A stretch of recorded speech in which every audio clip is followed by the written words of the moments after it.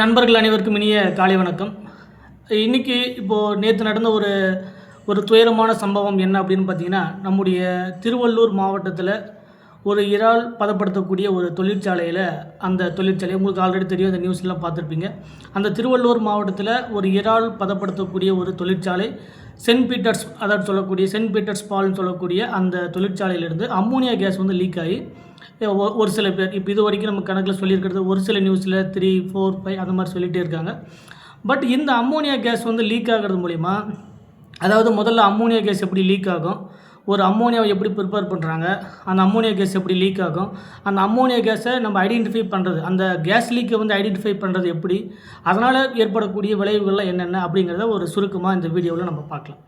First of all, ஒரு ammonia வந்து prepare பண்ணுறதுல நமக்கு நிறைய மெத்தட்ஸ் இருக்குது, சரிங்களா. ஒவ்வொரு ப்ராசஸ்லையுமே, ஒவ்வொரு ஃபேக்ட்ரிலையுமே ஒவ்வொரு விதமாக வந்து நமக்கு இந்த அம்மோனியா வந்து ப்ரிப்பேர் பண்ணுவாங்க. பர்டிகுலராக பார்த்திங்கன்னா, இந்த nitrogen gas and hydrogen case இது ரெண்டும் சேர்த்து ஒரு பர்டிகுலர் கேட்டலிஸ்ட்டை, ஒரு அயான் கேட்டலிஸ்ட் Fe3O4, அதே மாதிரி பொட்டாசியம் ஆக்சைடுன்னு சொல்லக்கூடிய K2O potassium oxide ion catalyst, அதே மாதிரி அயானுடைய ஆக்சைடு கேட்டலிஸ்ட், இந்த potassium oxide, silicon di oxide, aluminium oxide, இந்த மாதிரி டிஃப்ரெண்ட் டைப்பான கேட்டலிஸ்ட்டை யூஸ் பண்ணி ஒரு நைட்ரஜன் கேஸை ஹைட்ரஜன் கேஸ் கூட சேர்த்து ஒரு அம்மோனியா வந்து ப்ரிப்பேர் பண்ணுவாங்க. இந்த ப்ராசஸ்க்கு ஆபர் போச் ப்ராசஸ் அப்படின்னு சொல்லுவாங்க, அல்லது ஆபர் ப்ராசஸ். அதாவது இந்த ஆபர் ப்ராசஸ் மூலிமா ஒரு அம்மோனியாவை எப்படி நம்ம ப்ரிப்பேர் பண்ணுறது அப்படிங்கிறது ஒரு method. Nitrogen gas plus hydrogen case நமக்கு ஒரு அம்மோனியா வந்து ப்ரிப்பேர் பண்ணலாம். நமக்கு முன்ன சொன்ன மாதிரி டிஃப்ரெண்ட் டைப்பான கேட்டலிஸ்ட்டில் எடுத்து ப்ரிப்பேர் பண்ணலாம். இது ஒரு அம்மோனியாவை உருவாக்கக்கூடிய, அம்மோனியாவை நம்ம தயாரிக்கிறதுக்கான ஒரு முக்கியமான மெத்தட். ரெண்டாவது, நைட்ரஜன் ஃபிக்சேஷன் சொல்லுவாங்க. அதாவது நைட்ரஜனை நிலைநிறுத்தக்கூடிய பாக்டீரியாவை யூஸ் பண்ணி, அதுக்கு பேர் நைட்ரோஜினேஸ் பாக்டீரியான்னு சொல்லுவாங்க, சரிங்களா. அதுக்கு பேர் என்னென்னா நைட்ரோஜினேஸ் பாக்டீரியா. அப்படின்னா காற்றில் இருக்கக்கூடிய அந்த நைட்ரஜனை இந்த நைட்ரோஜினேஸ் பாக்டீரியான்னு சொல்லக்கூடிய இந்த பாக்டீரியாவை யூஸ் பண்ணி காற்றில் இருக்கக்கூடிய அந்த நைட்ரஜனை நமக்கு என்னவா மாற்றுறது, ஒரு H+ அயான்ஸ் எல்லாம் ஆட் பண்ணி, எலக்ட்ரான்ஸ் எல்லாம் ஆட் பண்ணி அது என்னவா மாற்றுறது அப்படின்னு பார்த்தீங்கன்னா அம்மோனியா கேஸாக மாற்றுறது. இதுக்கு பேர் தான் நைட்ரஜன் ஃபிக்சேஷன். நைட்ரஜனை நிலைநிறுத்தக்கூடியது, அந்த நைட்ரஜனை நிலைநிறுத்தக்கூடிய bacteria it is called nitrogenase bacteria அப்படின்னு சொல்லுவாங்க. அப்போ ஒரு நைட்ரஜன் ஃபிக்சேஷன் ப்ராசஸ் மூலிமா நம்மளால் என்ன பண்ண முடியும் அப்படின்னு பார்த்தீங்கன்னா ஒரு அம்மோனியா கேஸை ப்ரிப்பேர் பண்ண முடியும். இது ஒரு மெத்தட். அம்மோனியா கேஸை உருவாக்குறதுல, தயாரிக்கிறதுல இது ஒரு மெத்தட். அடுத்தது என்ன பண்ணுவாங்க அப்படின்னா, மெட்டல் உடைய நைட்ரேட்ஸ், அதாவது பர்டிகுலராக லித்தியம் அதனுடைய நைட்ரேட்ஸ், அதே மாதிரி மெக்னீசியம் அதனுடைய நைட்ரேட்ஸ், Li3Nன்னு சொல்லுவாங்க, அதனுடைய நைட்ரேட்ஸை தே கேன் ஹைட்ராலிசிஸ். அதை ஹைட்ராலிசிஸ் பண்ணும்போது வாட்டர் ஆட் பண்ணும்போது அதிலிருந்து நமக்கு என்ன கிடைக்கும் அப்படின்னா அதனுடைய ஹைட்ராக்சைடை வெளியே போயிடும். இப்போ சப்போஸ் லித்தியம் நைட்ரைடு நம்ம எடுத்துக்கணும்னு சொன்னால் லித்தியம் ஹைட்ராக்சைடு வெளியே போயிடும், அம்மோனியா கிடைக்கும். சப்போஸ் நான் மெக்னீசியம் நைட்ரேட் எடுத்துக்கிறேன் அப்படின்னு பார்த்தீங்கன்னா நமக்கு மெக்னீசியம் ஹைட்ராக்சைடு வெளியே போய்ட்டு நமக்கு அம்மோனியா கிடைக்கும். இப்போ இந்த நைட்ரேட்ஸிலிருந்து ப்ரிப்பேர் பண்ணுவாங்க. ஃபஸ்ட்டு நம்ம சொன்ன மாதிரி ஒரு N2 gas plus H2 gas, ஒரு நைட்ரஜன் கேஸையும் ஹைட்ரஜன் கேஸையும் பர்டிகுலர் கேட்டலிஸ்ட்டை ஆட் பண்ணி அம்மோனியாவை தயாரிக்கக்கூடியது ஒரு மெத்தட். ரெண்டாவது, நைட்ரஜன் ஃபிக்சேஷன் சொல்லக்கூடிய காற்றில் இருக்கக்கூடிய நைட்ரஜனை அந்த நிலைநிறுத்துறது மூலிமா நம்மளுக்கு என்ன பண்ண முடியும் அப்படின்னா அம்மோனியாவை ப்ரிப்பேர் பண்ண முடியும். இந்த ப்ராசஸ்க்கு என்ன பேர் அப்படின்னு பார்த்தீங்கன்னா நைட்ரஜன் ஃபிக்சேஷன். அதில் யூஸ் பண்ணக்கூடிய பாக்டீரியா நைட்ரோஜினேஸ் பாக்டீரியா அப்படின்னு சொல்லக்கூடிய அந்த பாக்டீரியாவை யூஸ் பண்ணி அம்மோனியா கேஸை ப்ரிப்பேர் பண்ணுவாங்க. இது ஒரு விதமான மெத்தட். அடுத்தது லித்தியம் நைட்ரைடு, அதே மாதிரி மெக்னீசியம் நைட்ரைடை ஹைட்ராலிசிஸ் பண்ணி நமக்கு அம்மோனியாவை ப்ரிப்பேர் பண்ணுவாங்க. இது ஒரு டைப்பான மெத்தட். இது காமனாக நிறைய ஃபேக்டரிஸில் யூஸ் பண்ணக்கூடியது என்ன அப்படின்னு பார்த்தீங்கன்னா அம்மோனியம் குளோரைடை கால்சியம் ஹைட்ராக்சைடு சொல்லக்கூடிய அம்மோனியம் குளோரைடை கால்சியம் ஹைட்ராக்சைடு கூட சேர்த்து நமக்கு இந்த அம்மோனியாவை ப்ரிப்பேர் பண்ணுவோம். இது எல்லாமே ஒரு அம்மோனியாவை ப்ரிப்பேர் பண்ணுறதுக்கான மெத்தட், சரிங்களா. அப்போ அந்த அம்மோனியாவை ப்ரிப்பேர் பண்ணுறது மூலிமா அந்த அம்மோனியா எப்படி நமக்கு ப்ரிப்பேர் ஆகுது அப்படிங்கிறத இப்போ பார்த்தோம். அடுத்தது, இந்த அம்மோனியாவால் ஏற்படக்கூடிய பாதிப்புகள்லாம் என்னென்ன, இந்த அம்மோனியா வெளியே வரக்கூடியதை எப்படி கண்டுபிடிக்கலாம் அப்படிங்கிறத நம்ம 1 by 1 நம்ம பார்க்கலாம். அப்போ இதில் ஃபஸ்ட்டு எப்படி ப்ரிப்பேர் பண்ணுறாங்க, அதனால் ஏற்படக்கூடிய விளைவுகள் என்ன, அது எப்படி தடுக்கலாம் அப்படிங்கிறத நம்ம 1 by 1 இதில் நம்ம ரொம்ப முக்கியமாக தெரிஞ்சுக்க வேண்டியது என்ன அப்படின்னு பார்த்தீங்கன்னா, இந்த நம்ம ப்ரிப்பேர் பண்ண இந்த அம்மோனியா வெளியே வரும்போது என்னென்ன பாதிப்பெல்லாம் ஏற்படுத்தும் அதை நம்ம சொல்கிறாங்க. இந்த அம்மோனியா லீக் ஆகுது அப்படின்னு பார்த்தீங்கன்னா, ஒரு ஃபேக்ட்ரியிலிருந்து இந்த அம்மோனியா கேஸ் லீக் ஆகுது அப்படின்னா அந்த அம்மோனியா கேஸ் வந்து ஏன் டாக்ஸிக் அப்படிங்கிறத, அது தனியாக இருக்கும்போது மட்டும் டாக்ஸிக் கிடையாது. அந்த அம்மோனியா கேஸ் வெளியில் வரும்போது காற்றில் இருக்கக்கூடிய அந்த ஈரப்பதத்தில் இருக்கக்கூடிய அதுக்கு பிறகு மாய்ஸ்டர் ஆக்சைடுன்னு சொல்லுவாங்க. அதாவது ஈரப்பதம் இருந்த அந்த ஆக்சிஜன் கூட வாட்டர் கூட சேர்ந்து அந்த அம்மோனியா என்னவோ மாறும் அப்படின்னா அம்மோனியம் ஹைட்ராக்சைடாக மாறும். அந்த அம்மோனியம் ஹைட்ராக்சைடு தான் என்னவோ மாறுது அப்படின்னா பாய்சனஸாக மாறுது. அப்போ அந்த ஃபேக்ட்ரியிலிருந்து வெளியே வரக்கூடிய அந்த அம்மோனியா காற்றில் உள்ள அந்த ஈரப்பதம் இருக்கக்கூடிய காற்றில் உள்ள வாட்டர் கூட ரியாக்ட் பண்ணி நமக்கு அம்மோனியம் ஹைட்ராக்சைடு அப்படின்னு சொல்லக்கூடிய ஒரு பாய்சனஸ் கேஸாக வந்து ரிலீஸ் ஆகுது. இந்த அம்மோனியம் ஹைட்ராக்சைடு தான் அதனுடைய லெவலை பொறுத்து. சப்போஸ் அந்த அம்மோனியம் ஹைட்ராக்சைடு உடைய குவான்டிட்டி, அதாவது அதனுடைய கான்சன்ட்ரேஷன் சரிங்க ரொம்ப கம்மியாக இருக்குது, இல்லை ரொம்ப அதிகம் வரக்கூடிய கேஸ் வந்து லைட்டாக தான் வருது அப்படின்னு பார்க்கும்போது, லைட்டான அதனுடைய எஃபெக்ட் வந்து ரொம்ப கம்மியாக இருக்குது அதிகமாக இருக்குது அப்படிங்கிறத பொறுத்து இருக்குது. முதல்ல நார்மலாக அந்த அம்மோனியம் கேஸ் லீக் ஆகும்போது நமக்கு ஃபார்ம் ஆகக்கூடிய அந்த அம்மோனியம் ஹைட்ராக்சைடு என்ன பண்ணும் அப்படின்னா நம்முடைய ஸ்கின்னில் அலர்ஜி ஏற்படுத்தும். சரிங்களா, ஸ்கின் அலர்ஜி வரும். அதே மாதிரி கண்ணிலிருந்து தண்ணி வரும். அதுக்கப்புறம் பார்த்திங்கன்னா நமக்கு இந்த மூக்கு, நம்முடைய வாய், நம்முடைய காது இது எல்லாமே எரிச்சல் மாதிரி இருக்கும். எப்படி நமக்கு ஒரு நம்ம தோலில் வந்து எரிச்சல் ஊட்டக்கூடிய பொருள் வந்து பட்டா எப்படி இருக்குமோ அந்த மாதிரி முதல்ல இரிட்டேட்டிங் நடக்கக்கூடிய ஒரு ப்ராசஸ் வந்து நடக்கும். முதல்ல அதாவது அருவருக்கத்தக்க ஒரு மனம், அந்த அம்மோனியா அப்படிங்கிறது பார்த்திங்கன்னா ஒரு அருவருக்கத்தக்க ஒரு மனம் கொண்ட ஒரு கேஸு. அது அம்மோனியம் ஹைட்ராக்சைடாக மாறும்போது இந்த மாதிரியான பிரச்சனைக்கு நம்ம கண்ணுக்கு, காது, மூக்கு, அதே மாதிரி நம்முடைய லங்ஸு இதெல்லாமே முதல்ல கொஞ்சம் கொஞ்சம் அதை பார்க்குறதுக்கு இரிட்டேட்டிங்காக இருக்கும். அந்த கேஸை வந்து வெளியே வரக்கூடியது நம்ம அந்த சுவாசிக்கும் போது என்ன ஆகும் அப்படின்னா இந்த மாதிரியான இரிட்டேட்டிங் ப்ராப்ளம் வரும். கண்ணிலிருந்து தண்ணி வரும். நமக்கு ஸ்கின்னு, நமக்கு மூக்கு, கை, கால் எல்லாமே என்னென்னா எரிச்சல் மாதிரி இருக்கும். இதுதான் ஃபஸ்ட்டு. இதில் 2 கேட்டகரி இருக்குது. லோ கான்சன்ட்ரேஷன் இருக்கக்கூடிய அம்மோனியம் ஹைட்ராக்சைடு உடைய ரோல் என்ன, ஹை கான்சன்ட்ரேஷன் அதிகமான கான்சன்ட்ரேஷன் இருக்கக்கூடிய அந்த அம்மோனியம் ஹைட்ராக்சைடுடைய ரோல் என்ன அப்படின்னு பார்க்கும்போது, முதல்ல லோ கான்சன்ட்ரேஷன், அதாவது அந்த அம்மோனியம் ஹைட்ராக்சைடுடைய அளவு கம்மியாக இருக்கும்போது, அதனுடைய வீடியம் கம்மியாக இருக்கும்போது என்ன ஆகும் அப்படின்னா நமக்கு இருமல் வரும். அதே மாதிரி த்ரோட்டில் எரிச்சல் இருக்கும். ஸ்கின்னில் மேலே நமக்கு கொஞ்சம் எரிச்சல் வர மாதிரி இருக்கும். இதே வந்து இந்த அம்மோனியம் ஹைட்ராக்சைடுடைய அளவு அதிகமாக என்ன ஆகும் அப்படின்னா அதனுடைய கான்சன்ட்ரேஷன் அதிகமாக வெளியே வரும்போது என்ன ஆகும் அப்படின்னா நமக்கு லங்ஸ் அஃபெக்ட் பண்ணக்கூடிய ஒரு பிரச்சனைகள் வரும். முதல்ல லங்ஸ் அதிகமாக என்னென்னா லங்ஸ் அஃபெக்ட் பண்ணும். அதுக்கப்புறம் பார்த்திங்கன்னா ப்ரீத்திங் ப்ராப்ளம் வரும். நம்மளால் ஈஸியாக சுவாசிக்க முடியாது, மூச்சு விடவே முடியாது. அந்த மாதிரியான பிரச்சனைகள், அதிகமான கேஸ் லீக் ஆக இந்த மாதிரியான பிரச்சனைகள் வரும். அடுத்தது என்ன ஆகும் அப்படின்னு பார்த்தீங்கன்னா நமக்கு அந்த டெத் கண்டிஷனுக்கு கொண்டு போகும். அதாவது நம்முடைய ரெஸ்பிரேஷன், நம்முடைய சுவாசிக்கக்கூடிய பிரச்சனைகளில் கோளாறு ஏற்பட்டு நமக்கு டெத் லெவலுக்கு கொண்டு போகும். அதனுடைய லெவலிருந்து தாண்டிகிட்டே இருக்கும்போது இந்த மாதிரியான பிரச்சனைகள்லாம் நமக்கு வரும்.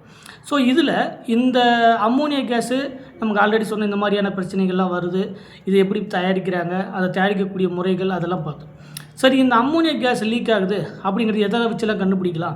ஒரு ஃபேக்ட்ரியிலேருந்து அம்மோனியா கேஸ் லீக் ஆகுது அப்படின்னா எதை வச்செல்லாம் கண்டுபிடிக்கலாம் அப்படின்னா ஒரு சில மெத்தடை வச்சு கண்டுபிடிக்கலாம்.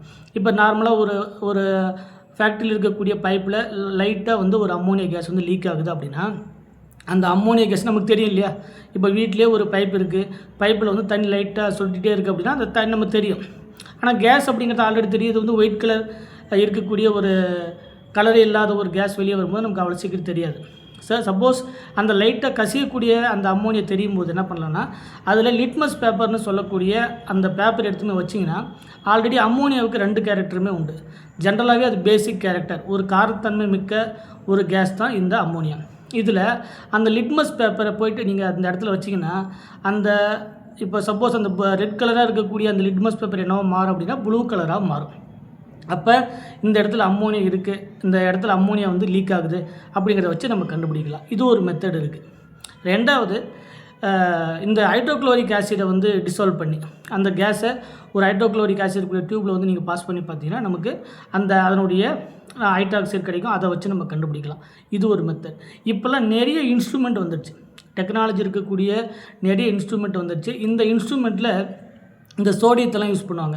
ரேடியோ ஆக்டிவ் எலமெண்ட்டுன்னு சொல்லக்கூடிய சோடியத்தெல்லாம் யூஸ் பண்ணி என்ன பண்ணுவாங்க அப்படின்னா எந்த இடத்துல நீங்கள் வந்து ஒவ்வொரு நாளும் போய்ட்டு நீங்கள் அதை செக் பண்ண தேவையில்லை. இது ஆட்டோமேட்டிக் சென்சார் வந்து ஃபிட் பண்ணிட்டாங்கன்னா ஆட்டோமேட்டிக்காகவே என்ன பண்ணும் அப்படின்னா இங்கே இருக்கக்கூடிய அந்த சோடியம் அந்த எலக்ட்ரானிக் டிவைஸ் என்ன பண்ணால் ஆட்டோமேட்டிக்காக எந்த இடத்துல லீக் ஆகுது அப்படிங்கிறத ஐடென்டிஃபை பண்ணி காட்டும். அதெல்லாம் ஒரு மெத்தட்ஸ் இருக்குது. இந்த மாதிரி அந்த பைப்ஸில் இருந்தோ இந்த மாதிரி அம்மோனியா கேஸ் லீக் ஆகிறதுக்கு மெயின் ரீசன் வந்து பார்த்திங்கன்னா அந்த பைப்பில் நடக்கக்கூடிய அதிகமான ப்ரெஷர் இருக்கக்கூடிய நேரத்தில் இந்த லீக்கேஜ் ஆகலாம். அதே மாதிரி அந்த பைப்பில், அந்த வால்வில், அதே மாதிரி அதில் இருக்கக்கூடிய அந்த பொருட்கள் எல்லாமே பார்த்திங்கன்னா நம்ம அதுலேயும் அந்த கேஸ் போகக்கூடிய பொருட்களில் கரோசின், அதாவது நமக்கு இந்த துருப்பிடிக்குது இல்லையா, அந்த மாதிரி துருப்பிடிக்கும் போது என்ன ஆகும் அப்படின்னா நாள்பட அது வந்து கேஸ் லீக் ஆக ஆரம்பிக்கும். அதனால் அதை வந்து என்ன பண்ணால் ப்ராப்பராக மெயின்டெனன்ஸ் பண்ணணும்.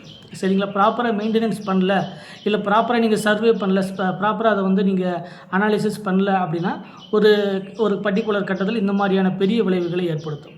அதனால் இந்த மாதிரியான பெரிய விளைவுகள் ஏற்படுத்தக்கூடாது அப்படின்னா இன்ஸ்பெக்ஷன் வந்து அடிக்கடி நடந்துகிட்டே இருக்கணும். Every 3 months they can followed by the regular instruction வந்து ஃபாலோ பண்ணணும். 3 months ஒன்ஸு அதில் வந்து நமக்கு அந்த துரு பிடிச்சிருக்கா, இல்லை எங்கேயாவது கேஸ் லீக் இருக்கா, அந்த மாதிரியான ரெகுலர் இன்ஸ்பெக்ஷன் நடக்கணும். அதே மாதிரி ஆட்டோமேட்டிக் டிடெக்டர் மிஷின் வந்து அந்த எலக்ட்ரானிக் டிவைஸ் வந்து ஃபிட் பண்ணணும். அப்படி ஃபிட் பண்ணும்போது என்னன்னா இந்த மாதிரியான பெரிய இழப்புகள் எல்லாத்தையும் நம்மளால் ஈஸியாக தடுக்க முடியும். இந்த மாதிரி நிறைய மெத்தட்ஸ் இருக்குது. அந்த அம்மோனியா கேஸ் லீக் ஆனதுக்கு நிறைய ரீசன் இருக்குது. ஒன்று, நம்ம அந்த ஃபேக்ட்ரியில் இருக்கக்கூடிய அந்த மேனேஜர், அந்த ஓனருடைய பொறுப்பில்லாத தன்மை கூட இருக்கலாம். ஏன்னா ரெகுலராக மெயின்டைன் பண்ணியிருக்க மாட்டாங்க, துரு பிடிச்சிருக்கும். அதே மாதிரி ப்ரெஷர் எங்கேயாவது அதிகமாக இருக்கும். ஒரு சில நேரத்தில் இந்த வால்வுகளை வந்து பல நாள் மாற்றாமலே இருந்திருப்பாங்க. நீங்கள் கூட இந்த சமைக்கும் போது பார்த்துட்டிங்கன்னா இந்த குக்கரில் அந்த இருக்கக்கூடிய அந்த லெதர் நீங்கள் மாற்றலை அப்படின்னா ஒரு சில நேரத்தில் குக்கர் வந்து என்ன ஆகுனா வெடிக்க ஆரம்பிச்சிடும், டப்புன்னு வெடிக்காது. அந்த மாதிரி அந்த வால்வுகளை சரியாக பராமரிக்கலை அப்படின்னா கூட சில நேரங்கள் என்ன ஆகுனா இந்த மாதிரியான பிளாஸ்ட் நடக்கிறதுக்கான வாய்ப்புகள் உண்டு, லீக் ஆகிறதுக்கான வாய்ப்புகள் உண்டு. அதனால் இதில் வந்து இன்ஸ்ட்ருமெண்ட்டு குறைகள் மட்டும் கிடையாது. நம்ம அங்கே வேலை செஞ்ச ஆட்களுக்கு தெரியாது. ஏன்னா அவங்களுக்கும் இதுக்கு சம்மந்தம் இல்லை. அந்த மெயின்டெனன்ஸ் ஒர்க்கை பார்க்கக்கூடிய ஆட்கள், அந்த மேனேஜருக்கோ அந்த ஓனரோ என்ன பண்ணியிருக்கணும் அப்படின்னா அது ப்ராப்பராக மெயின்டைன் பண்ணியிருக்கணும், அதை ப்ராப்பராக சர்வே பண்ணியிருக்கணும். சரிங்களா, ரெகுலர் அந்த சர்வே வந்து இருந்துகிட்டே இருக்கணும். என்ன அந்த 3 months ஒன்ஸ்க்கு வந்து அந்த பைப்பில் துருப்பிடிச்சிருக்கா இல்லையா அப்படிங்கிற ரெகுலர் இன்ஃபர்மேஷன் வந்து கண்டிப்பாக அவங்க தெரிஞ்சு வச்சுருக்கணும். இது இல்லாமல் என்ன பார்த்தீங்கன்னா கவர்மெண்ட்டில் வந்து ப்ராப்பராக 3 months ஒன்ஸ், ஒவ்வொரு 3 மாதத்துக்கு ஒரு டைமும் அவங்களுக்கு வந்து பேப்பர் சப்மிட் பண்ண சொல்லணும். இதெல்லாமே ப்ராப்பராக இருக்கா அப்படிங்கிறத கவர்மெண்ட் சைட்டில் போய்ட்டு என்ன பண்ணியிருக்கணும் அப்படின்னா அதை விசிட் பண்ணணும். இந்த ஃபேக்ட்ரி மட்டும் கிடையாது, இந்த மாதிரி ஆல்ரெடி நமக்கு இந்த போபால் கேஸ் ட்ராஜடி கூட பார்த்துருப்போம். சரிங்களா, அதில் நிறைய பேர் இறந்து போனாங்க அப்படிங்கிறத கூட நம்ம நியூஸில் பார்த்தோம். அதே மாதிரி இந்த மாதிரியான விஷயங்கள் திரும்பவும் நடக்காமல் இருக்கணும் அப்படின்னா இதில் ரெகுலராக ஃபாலோ பண்ணணும். சரிங்களா, அது கவர்மெண்ட்டாக இருந்தாலும் சரி, இல்லை அந்த ஃபேக்ட்ரியில் வேலை செய்யக்கூடிய அந்த ஒர்க்கை செய்யக்கூடிய ஆட்களாக இருந்தாலும் சரி, ரெகுலராக ப்ராப்பராக ஒர்க் பண்ணணும்.